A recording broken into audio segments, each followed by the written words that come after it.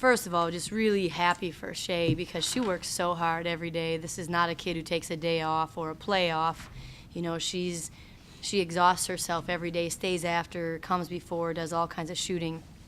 So, you know, and I've said before, she's her own worst critic. So when things aren't going well, she wears her emotions on her sleeve. She feels bad. She feels responsible, you know, for her performance and how it impacts the team. So when she got rolling in the Youngstown State game, it was just a huge weight off of her shoulders, lots of smiles. You know, you could tell the weight of the world had been removed from her shoulders. And they're just not the same team. They play hard, and they're much more aggressive defensively. You know, I think the coach there has done a great job because he's let them believe. He's taken them out of the box. I think that they were feeling like, this is what I do. I go to the block and I post up, and this is what I do.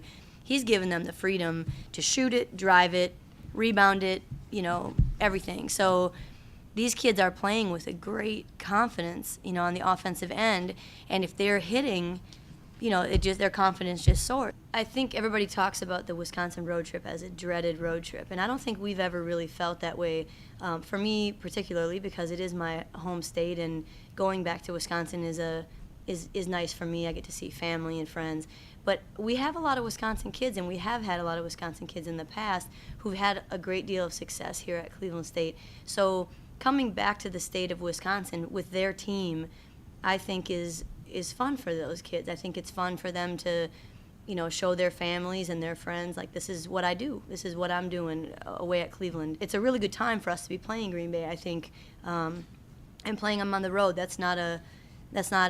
Hasn't been a major concern for our kids to play at Green Bay over the last couple of years. So we feel good going on this road trip, and we know it's going to be an all-out battle, and that we have to be at our best to beat them at their place. Part of coaching women, I think, is to make them believe. You know, it's part of it is a mentality, part of it is a motivation factor.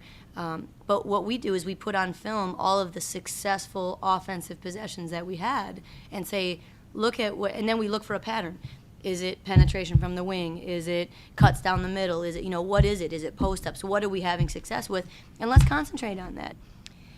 100 wins, I remember every one of them, and I remember the losses more than the wins, probably, and what it took to get to that point. We're not there yet, so still got a ways to go. And 100 is, you know, you look around at the great coaches in the country, the truly great coaches, and they're reeling in 800. I just sent a text message to my college coach who won her 400th game at the University of Wisconsin-Stevens Point this past weekend.